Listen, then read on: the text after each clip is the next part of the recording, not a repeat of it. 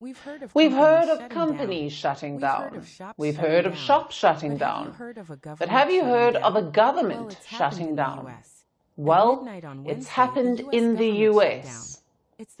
At midnight on Wednesday, the US government shut down. It's their first shutdown in almost 7 years, and it's triggered a lot of confusion. So tonight, we'll break it down. What led to the shutdown? How is President Donald Trump reacting? And what will the impact be? Now, the trigger is a deadlock on spending. America's new financial year started earlier today, but the government doesn't have a budget. President Trump's Republican Party has proposed a bill, but the opposition Democrats have rejected it. They want to ramp up spending on public health care. Also, they want to roll back previous cuts. This deadlock has triggered the shutdown. Because the Republicans alone cannot pass a budget, it requires 60 votes in the U.S. Senate. And how many do they have? Only 53. Both sides are hoping to capitalize on this crisis. The Republicans are hoping the public will blame the Democrats for the shutdown. And the Democrats? They're billing their fight as the good fight, a fight for cheaper health care. And this situation isn't unprecedented. America has had around 20 shutdowns in recent history. Trump's first term had 3 of them. His last shutdown in late 2018 was the longest in history. It lasted 36 days and cost the U.S. $3 billion. Which brings us to the second question. What will the impact be? Well, brace for some disruptions. If the government doesn't have money, its operations will be hit. Essential workers will have to keep turning up, like air traffic controllers or hospital staff or law enforcement. But here's the catch. They will have to work without pay. Of course, this isn't a sustainable arrangement. During the last shutdown, many workers called in sick. And what about non-essential workers? Around 750,000 of them will be put on unpaid leave. Their daily compensation is around $400 million.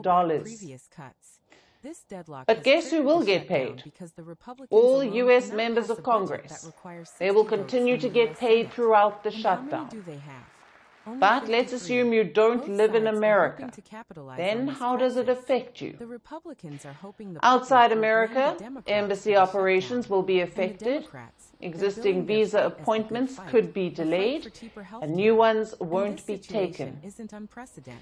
The bigger worry is the spillover. Shutdowns can drag down the U.S. economy. Each week could shave 0.1 or 0.2% off the GDP growth. Again, there's a catch.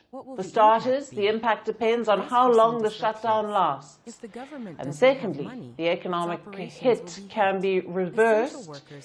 Basically, when the shutdown ends, the growth rebounds. Which brings us to the last question. How is Trump reacting? Surprisingly well. Yes, he has blamed the Democrats for what happened, but he's also looking at it as an opportunity. We can do things during the shutdown that are irreversible, that are bad for them and irreversible by them, like cutting vast numbers of people out, cutting things that they like, cutting programs that they like. They're taking a risk by having a shutdown because of the shutdown, we can do things medically and other ways, including benefits. We can cut large numbers of people out. We don't want to do that, but we don't want fraud, waste, and abuse. And, we're cutting that. So Trump says he will lay off workers during the shutdown. He also plans to cut so-called wasteful spending. It's unclear whether he is serious. Maybe it's a tactic to pressure the Democrats to come to the table, Or maybe Trump actually sees an opportunity here, a chance to do what his campaign promised, to downsize the U.S. government. President says the Democrats will come around because the opposition is inevitably blamed for a shutdown. But for the world, it's a wake-up call. We have built a global system with the U.S. at its center, whether it's for international payments or global trade or even foreign investments. But look how unreliable the U.S. is, and America's political differences are not reducing. If anything, the gap is widening, meaning these shutdowns could become even more common. Let's hope it's a wake-up call for the world. Essential workers will have to keep turning up like air traffic controllers or hospital staff or law enforcement. But here's the catch. They will have to work without pay. Of course, this isn't a sustainable arrangement. During the last shutdown, many workers called in sick. And what about non-essential workers? Around 750,000 of them will put on US $3 billion, which brings us to the second question. What will the impact be? Well, brace for some disruptions. If the government doesn't have money, its operations will be hit. Essential workers will have to keep turning up like air traffic controllers or hospital staff or law enforcement. But here's the catch. They will have to work without pay. Of course, this isn't a sustainable arrangement. During the last shutdown, many workers called in sick. And what about non-essential workers? Around 750,000 of them will be put on unpaid leave.